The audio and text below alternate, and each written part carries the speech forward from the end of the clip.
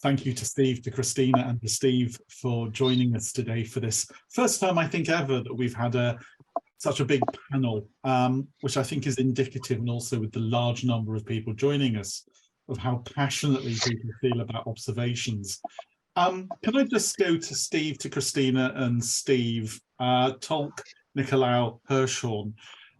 You're all highly experienced in observing, and I guess you've been observed in the past as well. What one bit of advice could you give to an observer or an observee to make the experience as positive as possible? What's your one takeaway?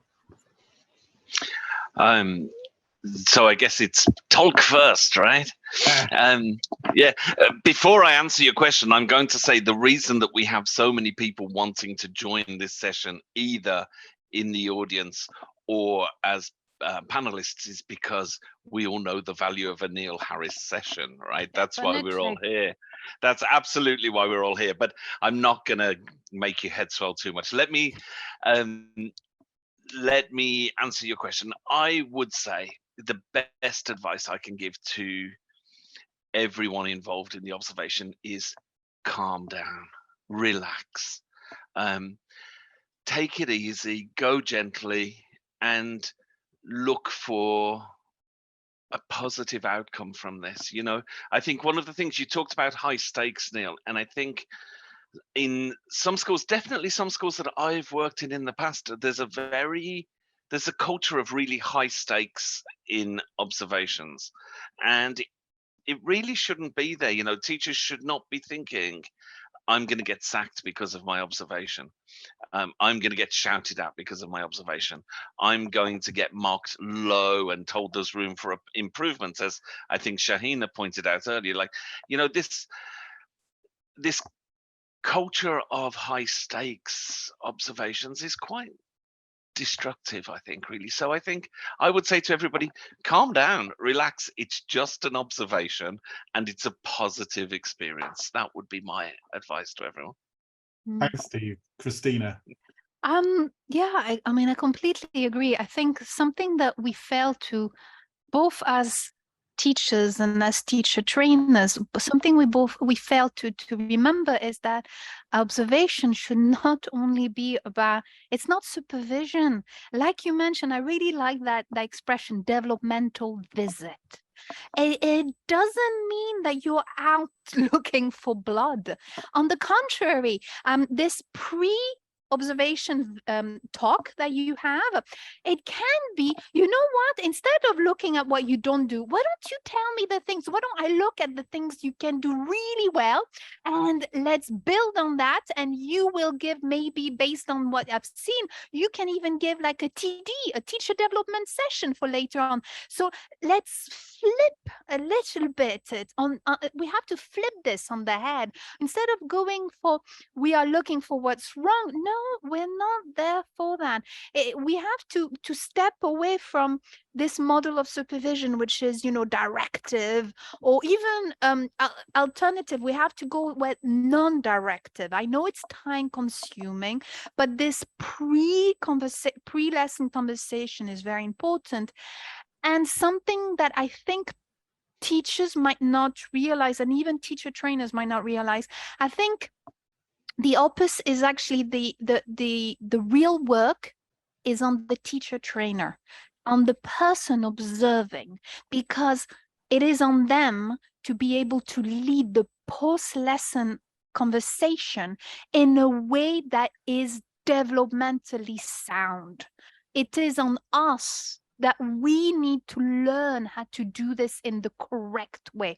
Because how many of us have we heard colleagues going, you didn't do this, you didn't do that, you didn't do this, you need to do this. And you're like, geez, how's that going to help? We have to, as teacher trainers, we have to build ourselves and learn how to give proper feedback. So really, teachers, you shouldn't be so scared. We should be scared of how we're going to be. We should be the one. The onus should be on us to improve, to be better teacher trainers for you, instead of you thinking, oh my God, I need to be a better teacher for the teacher trainer. when of course it's the students that we need to be the best possible teacher for. Steve, I'll come to you next. Well, you know, this is one of my favorite areas. Absolutely. I love steaming into a class and ripping teachers to shreds. That's for breakfast. No, I mean, I've been working on this model of collaborative observation for a long time. And when I was ELT consultant for Millfield Summer Schools, I had a chance to really put it into action and to train other teachers and trainers to do it. And I think that I'm going to agree with what some of what Christina said, but also what Steve said. And I really want to focus on, I know we have limited time, but I want to focus on the whole culture. The culture is completely wrong. I mean, if you look at the history of this, it used to be called clinical supervision. Clinical supervision. This is a nonsense. It's a complete nonsense. And so we've got a lot of work to do to break down those barriers. And the way the people we have to work with are us, as Christina was saying. We've caused this. We've created this, not personally, but our sort of yeah. Well, maybe some of us have. All right, Christina, you have. It's all Christina's fault. It's all my fault. So we've got to institute. We've got to do top down for a change. I know we like to do bottom up. Bottom up is great, but we've got to do top down. We've got to get managers, directors of studies. In particular, we've got to get people who don't know how language learning takes place and yet feel that they're able to go into a classroom and observe and give feedback. Which, I mean, the tales that I've heard, you wouldn't believe what I've heard. Mm-hmm. And so, yes. We've got to start working on that. How do we do that? I don't know. Neil, sorry, just one last thing. You said a piece of advice. I haven't got any. I haven't got any because it's too big. Okay. I mean, trying to kind of synthesize some of the points that have been made. Steve, your point about calming down. And it struck me as you said that it, as you say, the world isn't going to come to an end if a lesson goes badly. But what might happen is that if a lesson goes badly and you can talk about it and you can pinpoint it, then actually there's a massive opportunity for learning, as long as the dynamic between you and the person who's observing is a supportive, constructive, collaborative one. Empathy also, it has to be empathic. Yeah. And this is where this culture of high stakes obs is totally the wrong thing, because you're never going to have that relationship if the person being observed feels their job is at stake. Absolutely. I mean, if my job's on the line, I'm just going to be a bag of nerves the whole way through. Yeah, me too. Can I just say something? I tell teachers that they're observed in every lesson, because the teachers think that being observed means that somebody comes in. But actually, every time you teach, you're being observed. You're being observed by your learners, right? Yeah, absolutely. So having another person there really shouldn't make a difference. And today's learners are very happy to give that feedback. Absolutely. And very happy to come to me, the principal, and tell me what they thought about a teacher's lesson. I've had just this week, I've had a student walk out of class and show me the photo on their phone and say, is this a good lesson? Why am I being taught this in class? And me saying, please go back to class. So, in response to what you've just been discussing, Sadia, I hope that's the correct pronunciation, has said, this is exactly how we feel. The world is coming to an end. So in order to move that situation on, to try to help Sadia to not feel that pressure, clearly there is very little, there's probably nothing that we can do here now to help Sadia in their current situation. But perhaps there are some suggestions that we can offer in terms of what teachers can do in order to move the environment on, and perhaps suggestions for those who are joining us who are themselves academic managers of what the academic manager can do. let's start with the tricky one. You're a teacher in a school where the culture is toxic. You feel under threat every time you're observed. You don't get good feedback, you get graded with numbers, and you're told everything, your feedback is on a deficit model. You didn't do this, you didn't do this, you didn't do this. What can a teacher aim to do without causing an argument with their boss to try to help themselves to make this experience a less difficult one? Any thoughts? Politely agree and ignore it. Yeah, I would agree. I would say definitely, and leave. If you can, If you leave, can. but many teachers can't. I mean, yes. I would, in my mind, yes, I would disconnect. But somewhere, somehow, I would try in a non-confrontational way to go, okay, I hear you. However, could you please provide me with evidence, not to justify, because you don't want to antagonize that person, but for me to be able to identify exactly where it is that I have not met the criteria, so that maybe together you can help me come up with a solution. Because, okay, I understand I didn't do X, Y, Z. Okay, all right. But how did X, Y, Z impact the students? Can you tell me, like, how did that impact the students? And what can we together do? Like, what would be your piece of advice? What would you do?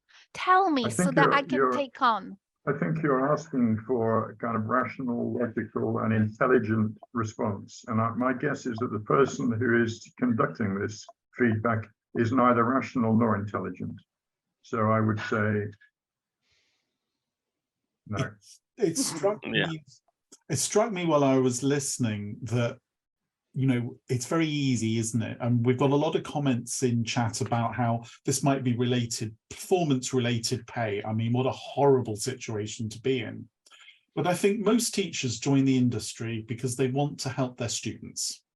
And I wonder, therefore, if there is a relationship between the classroom observation in a difficult situation and working with learning outcomes.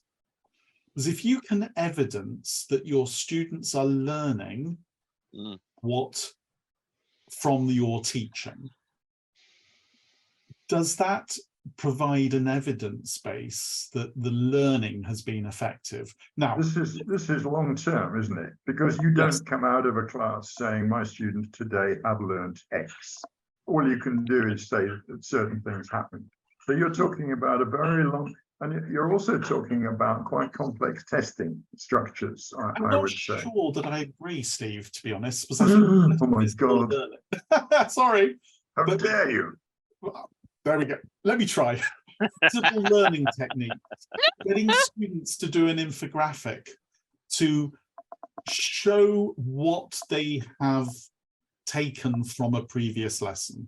But students are notoriously poor at evaluating their own learning. They're not evaluating it, they're making it visible. Which evidence of learning, is that what you're saying? Yeah, which gives you as the teacher also an opportunity where you realize the entire class, you thought you were teaching a structure and the students have all written about the past simple when actually you thought you were dealing with the present perfect. That you maybe need to go back and review that with them because they just didn't get it. Yeah. I see where you're coming from. I tend not to agree because although learning outcomes are very, very important in the long term, I think there are other things that are important in individual classes. And, and that is largely to do with atmosphere. Mm-hmm. And I think, isn't it interesting, as you say the word atmosphere, and I'll bounce this back to Christina and to Steve T. I can't think of a time when I have, no, actually that's not true. I have received quite intelligent feedback from people who've observed me saying, you have a wonderful rapport, you create a conducive learning environment. There's laughter, there's a safety to get things wrong. How how much time as observers do you spend on the atmosphere in the classroom? And can I ask our participants, how important for you is atmosphere, and how important is atmosphere when you are being observed? Is it something that's talked about or not? There's your start. Yeah, Neil, I think I go in with a very different idea than our director of studies, for example. So I think as principal of the school, I go in looking very much at the student experience. So I am looking at the atmosphere in the room, and that's really important to me. I would like to think that for a director of studies that is important as well. And I know that Cameron, our director of studies here, actually does look for that too. So in a commercial school, like the majority of us work in, you know, we are a business and we need to make sure that our customers are having a good time while they're with us. They're here to learn, but they're also here to enjoy that. So I think atmosphere is really important, but atmosphere without learning doesn't work, does it? That's one of the thing. Somebody called Duncan Ford, I'm not sure if I'm pronouncing the name properly, Ford, gave some very interesting training session for teacher trainers on feedback, and he mentioned that how to start feedback was what did the students practice, not automatically learned, but what did the students practice? Was it useful? And then what was the atmosphere in class like? So for him, that's like a very important part. And if you refer back to, for example, CELT or teacher, you know, that pre-service course, rapport building, atmosphere, this is, you know, one of the key criteria. I think it is essential, because how many of us have observed teachers that are efficient, but oh my God, nobody wants to be in their classes because it just feels like, you know, the worst experience possible. You're learning, but you're not enjoying it. So it is a balancing act. It is about, and one should not take precedence over the other. But I agree with what Steve Hirsch, I don't want to destroy your name, I'm sorry, Hirschhorn said, is that it's very hard to see what they learn. So what did the students practice? Did they show evidence of being able to practice this? And what was the atmosphere like? So I think there should be this balance between these. Absolutely sure. Right. I mean, I think I recall having a trainee teacher many years ago who had the students laughing in their seats and didn't teach a thing. Yeah. And he was kind of upset when I pointed that out to him. That was his first lesson, and he rolled himself up and down on one of those chairs with 3 wheels. You know what I mean? Office chairs in front of the students, and he had them laughing and rolling about. It's very funny. It's very amusing. They didn't learn a thing. I'm still in touch with him. It was a great lesson for him. So yes, the balance is essential.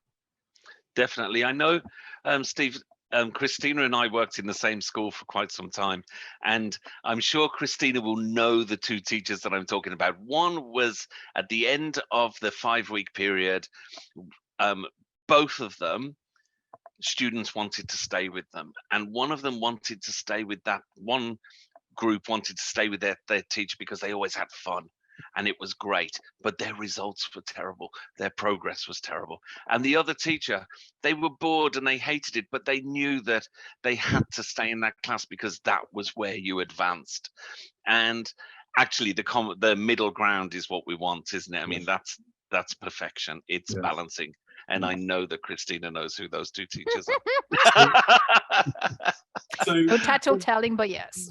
So if atmosphere leading to enhanced learning and not as an end to itself isn't part of the mix when you are being observed or when you're observing, perhaps our first takeaway is that it needs to be included somewhere. How did you create a good atmosphere? If you did create a good atmosphere, how did you do it?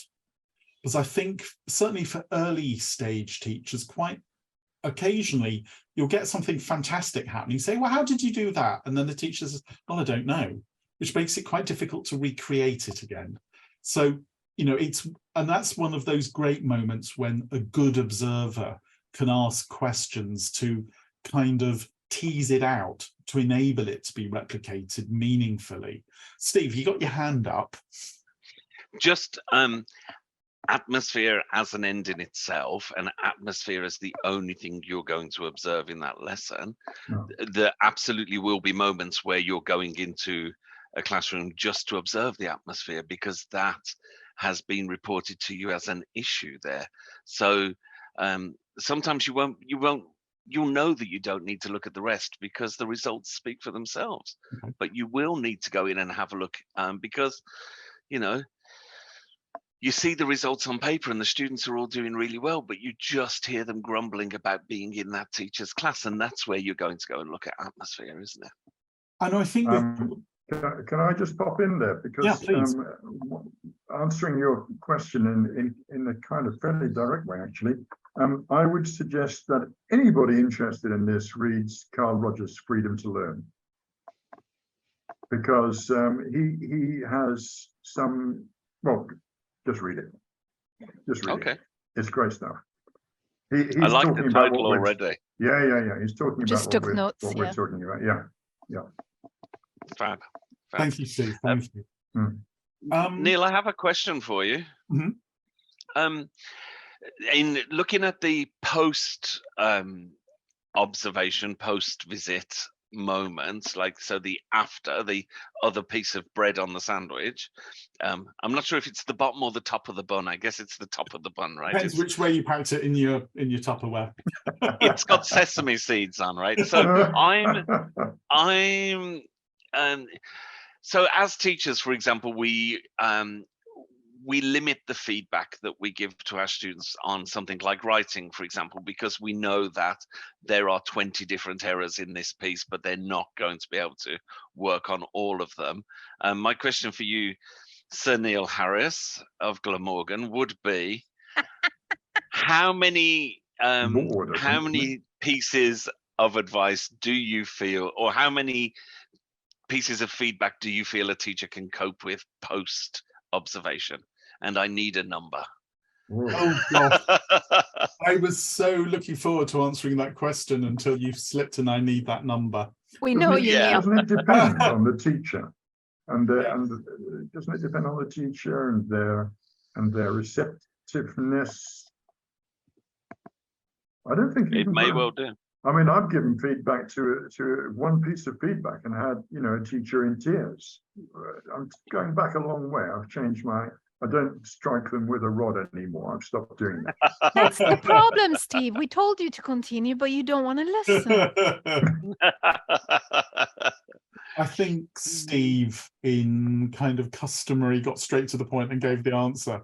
Yeah, no, I don't think there is a number, and I'm going to resist giving a number for that very reason, because it depends on the teacher. Mm-hmm. And it depends on the day, and it depends on so many external factors. Yeah. I'm going to tell you two stories in response to that question. I used to be part of a teacher training team at Swansea University.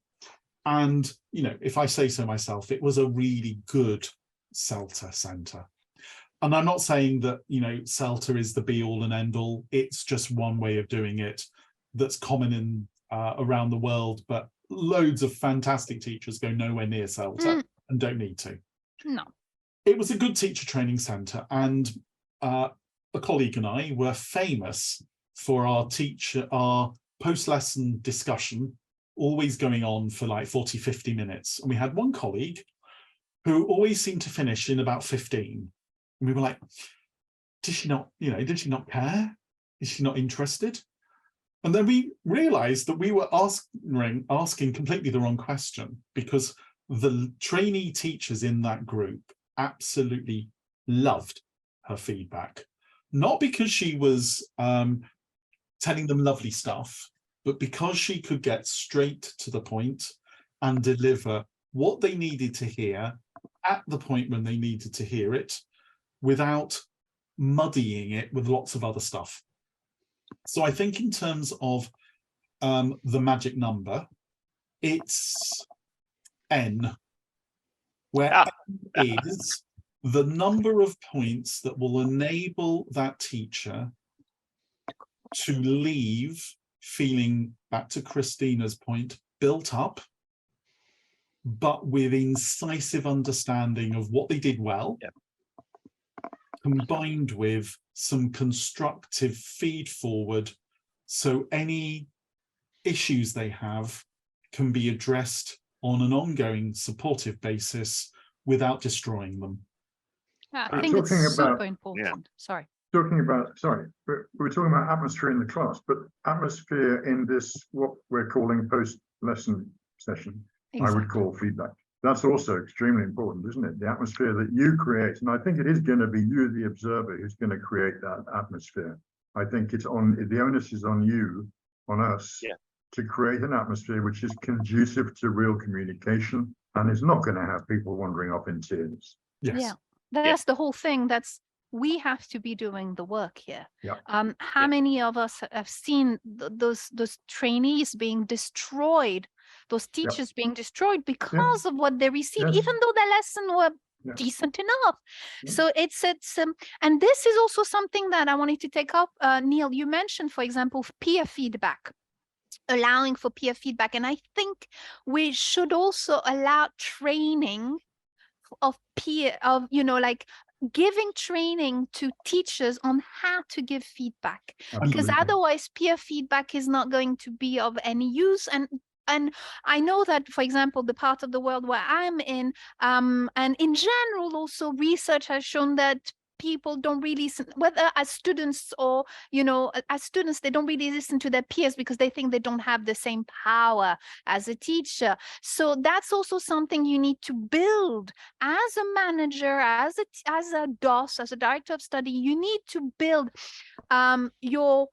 your team to be able to deliver peer feedback. So we are talking about maybe, even like Steve Hirschon was saying, it's about the atmosphere. So when it's positive, you say you. When it's negative, you use a passive. Simple things like this, and you always provide evidence. This is what I was talking about. You cannot say you didn't do that. Is this okay?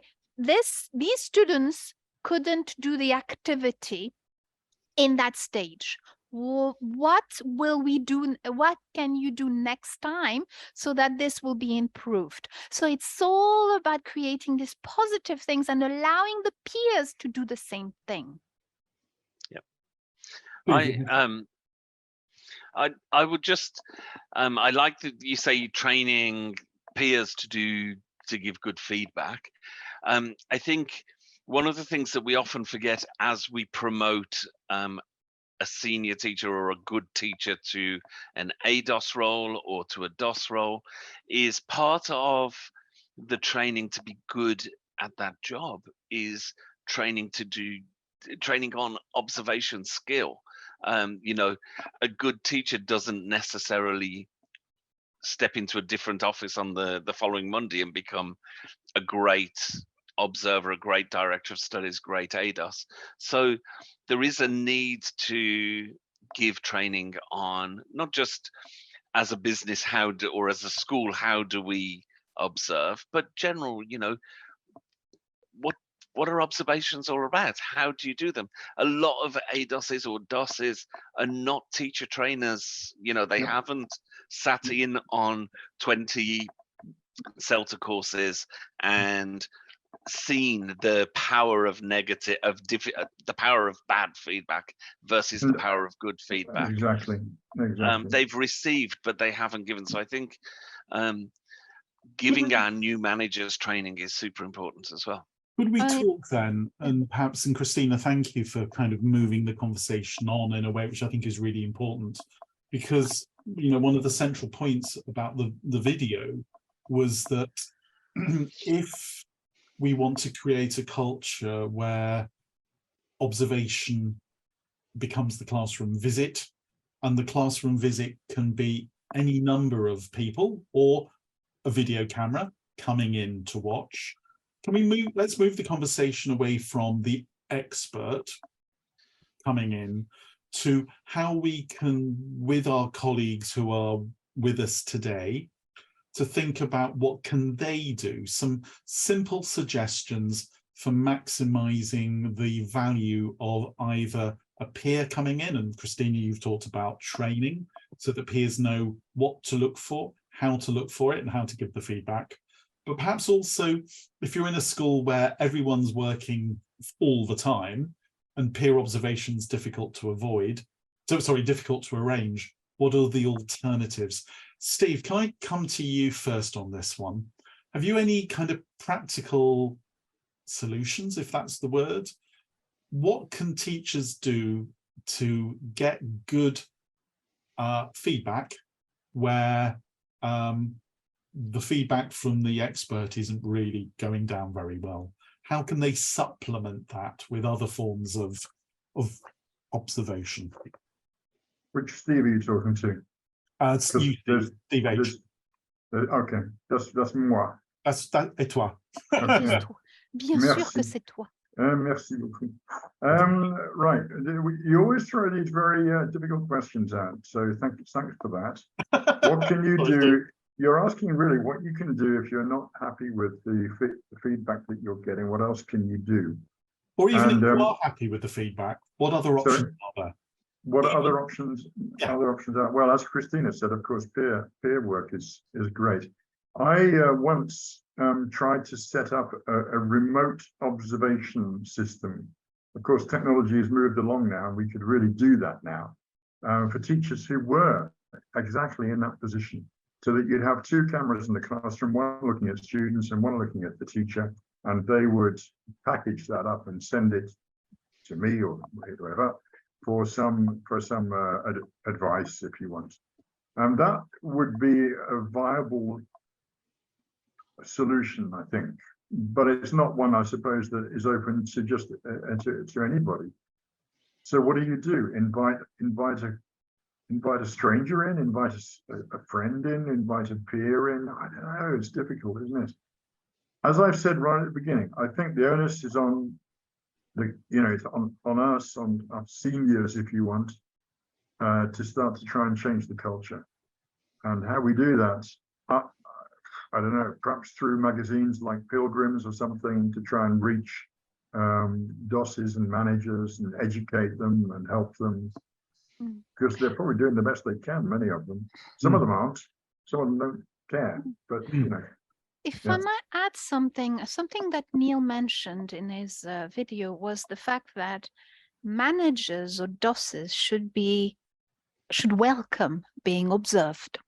And I think this is also a way to break the cycle, is that, obviously, they're going to say, well, you're a manager, you're used to being observed. Fair enough. But, okay, you know what? Come to my lesson. And you can even take it further. I was reading up on, on unassessed lessons in CELTs. And they said, I read something very interesting that could be used, which is basically the tutor teaches a lesson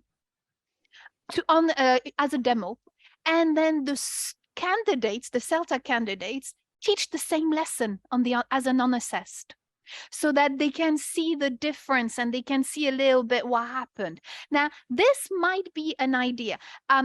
Number one, getting the teachers to go and observe, especially if the DOSes are still teaching, which you have to admit some don't. So come and observe more and more often the managers, or the DOS, so that they can see, best practice, supposedly, but also have this modeling kind of thing. Maybe one person teaches, the other one does it again, and then they can see the differences, maybe record the two. And it's not a comparison. It's let's look at the students. How did they react to this? How did they react to that?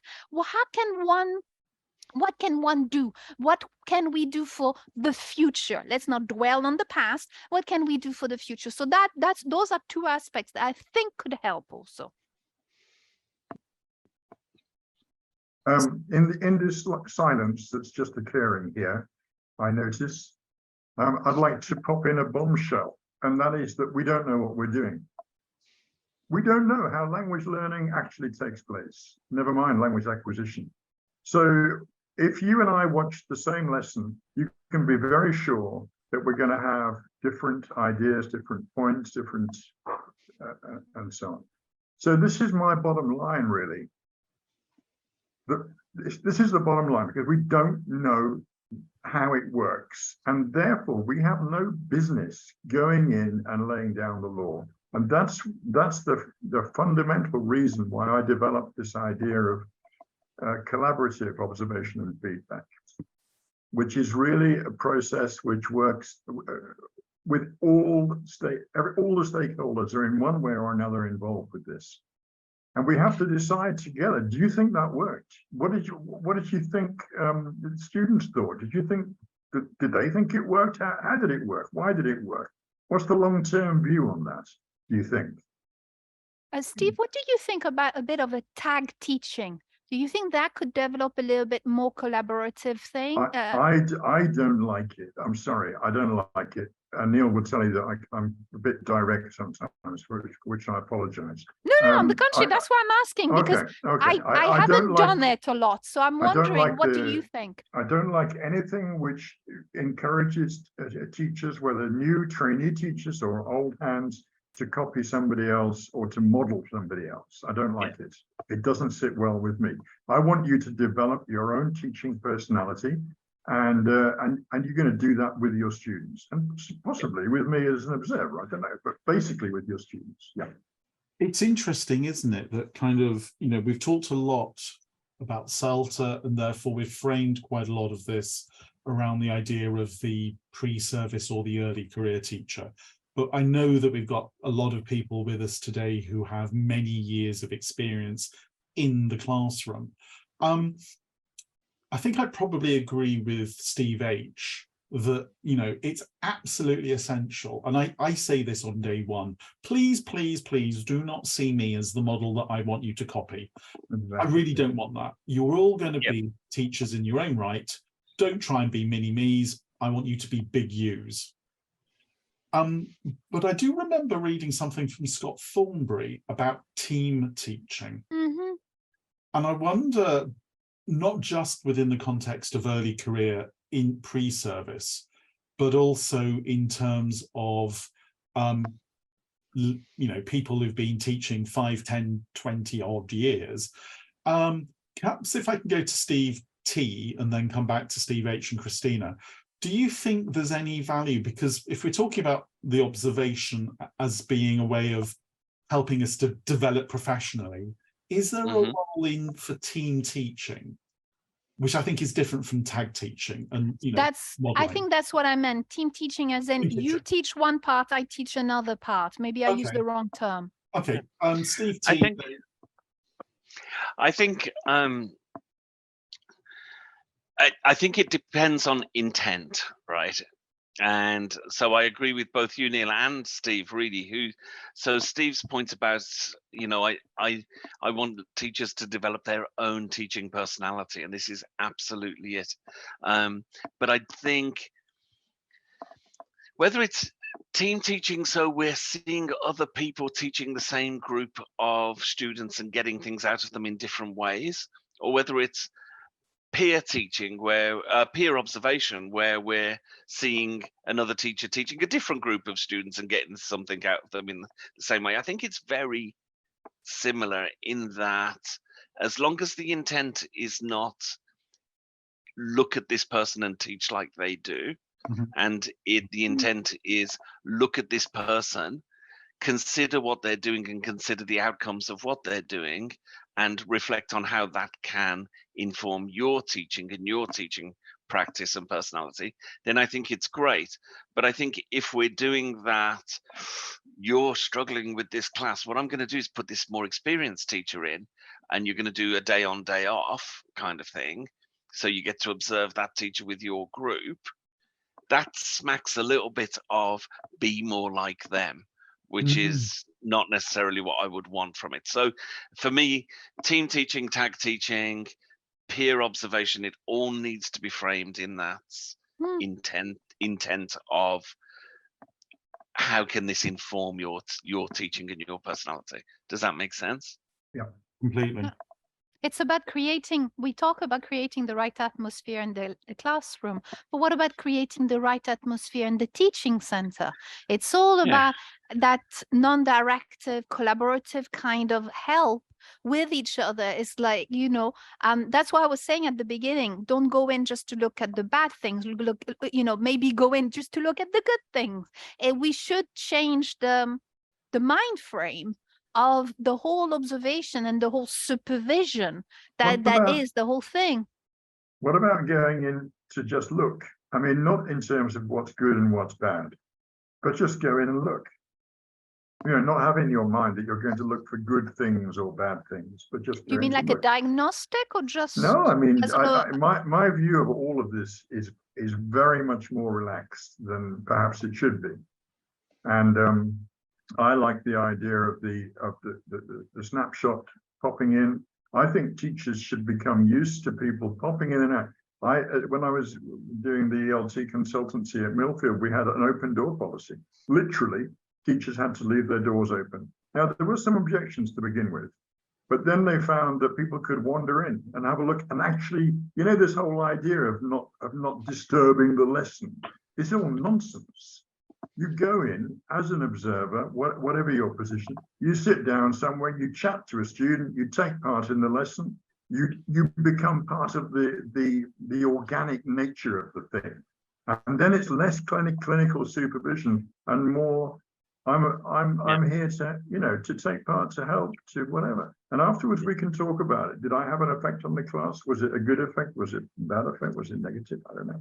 So it's very different to the, very different to the note taker in the corner, isn't it? Absolutely. It's like that person with a clipboard and the crossed legs, and absolutely. It's a very different experience for teacher and students. Exactly. And we mustn't lose sight of students, because we're talking about teachers and trainers and managers and DOSes and ADOSes, but we haven't actually talked really about and that's what this is all about, isn't it? It's about giving them a proper experience. So you're saying a bit like acclimate, like, you know, getting them used to us, like, you know, like, you know, getting them used to having someone. And maybe, and do I, like, just to go beyond, you know, a bit further down what you were saying, because that's very interesting to me. Are you saying something like where the feedback or the post lesson discussion would be on your effect on the classroom and not what the teacher was doing, so that he just gets used to it, and then later on when they get used to it more and more, then you can go maybe into, if needs be, something a little bit more evaluative, because there's a need for like an inspection. So by then they would have gotten used to you. Yeah, I think that it's all, as we said before, it's all a balance. So part of the discussion can be, you know, did I disturb you? Did I disturb students? And the answer, of course, should be not at all. And then we can then talk about, sorry, I've got things going on here. I've got messages coming in from,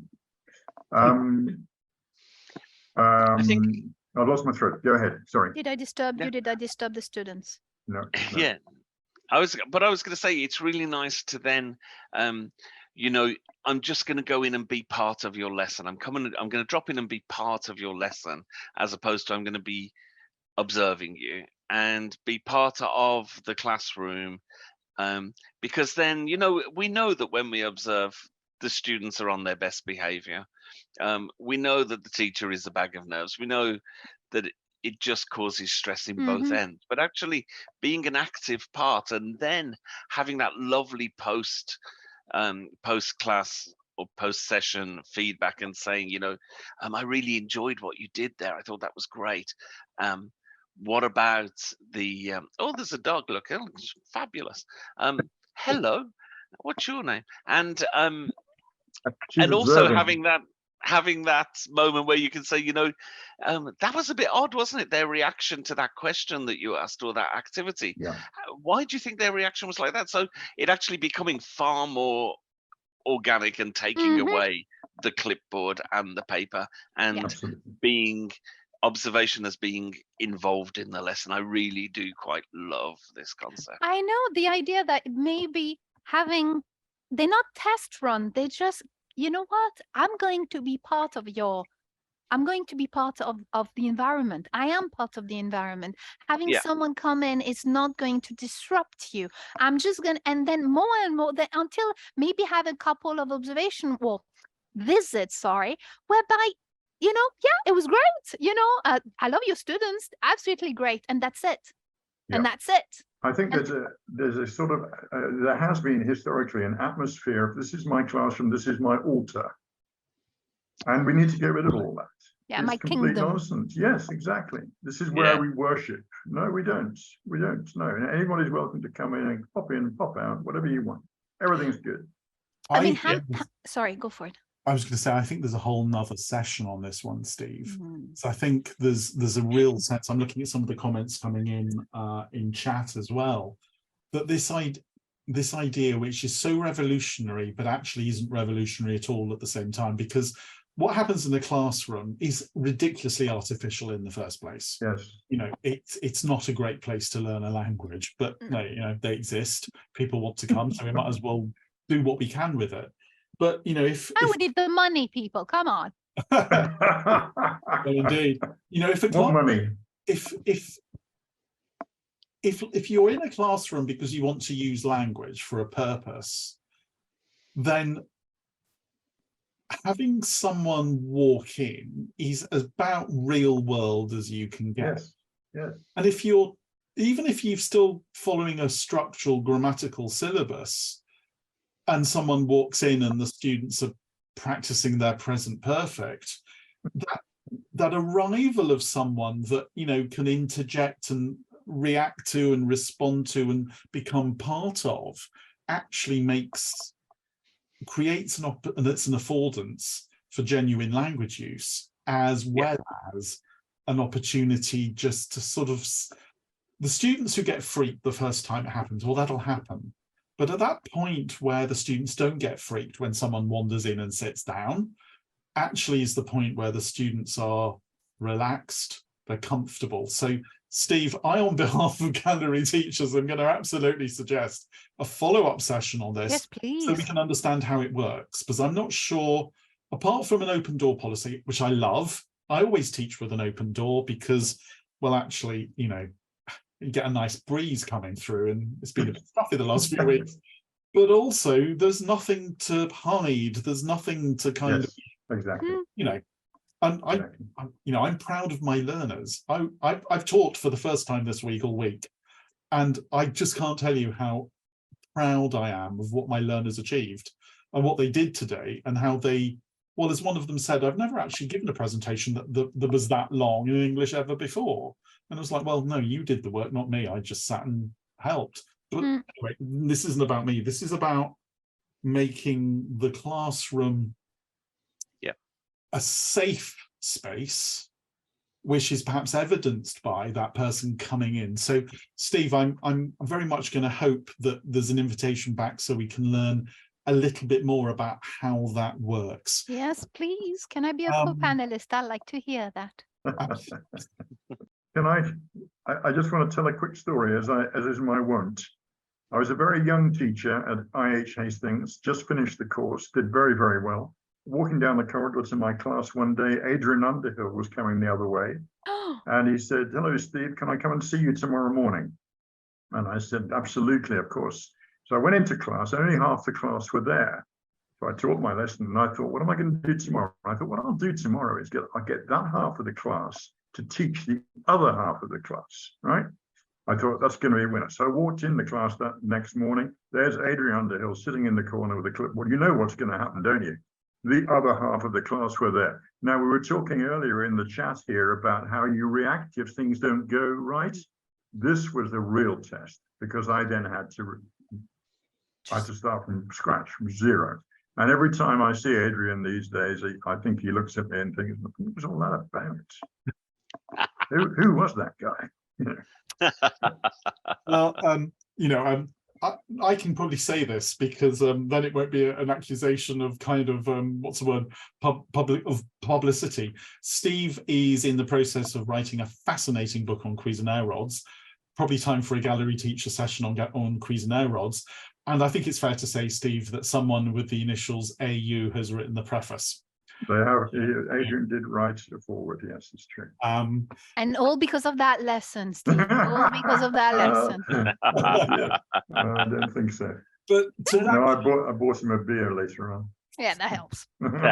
Always helps. Yeah. to wrap things up, either based on things that have been shared today, or just something that's come out of the conversation you've not had the time to talk about much so far, what would you like to reinforce as takeaways for our participants who have joined us today?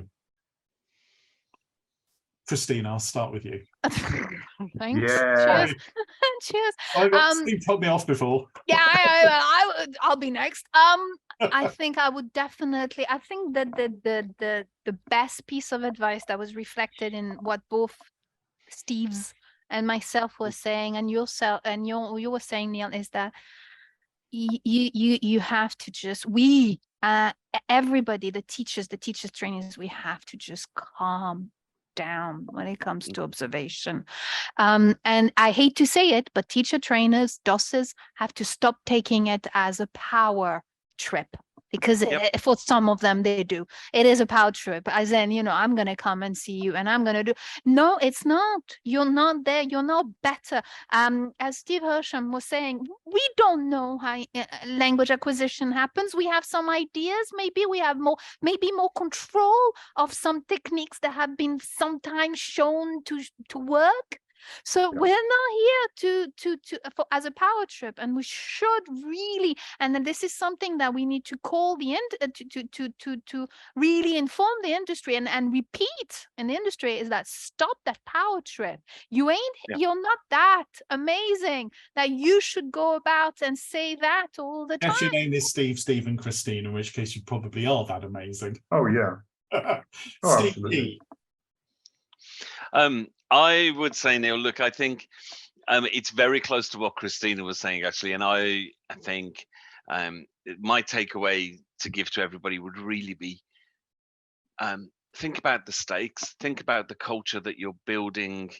Think about the culture that, if you're an observer, think about the culture that you're creating around observations. Remove the high from the high stakes of the observation.